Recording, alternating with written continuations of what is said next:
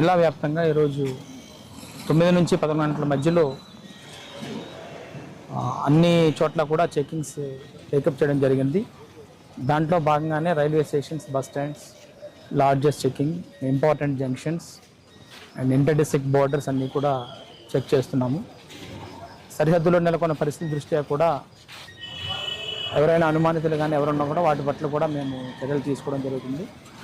Anti సెబిటైజ్ check అనేటువంటిది విస్తృతంగా conduct చేపిస్తున్నాము. వీటిని ఇదే విధంగా ఇంకా కూడా కంటిన్యూ చేస్తూ ఉంటాము.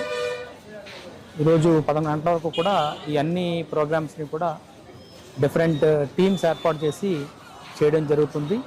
అది పూర్తి ఎఫెక్టివ్గా కూడా పనిచేస్తుంది.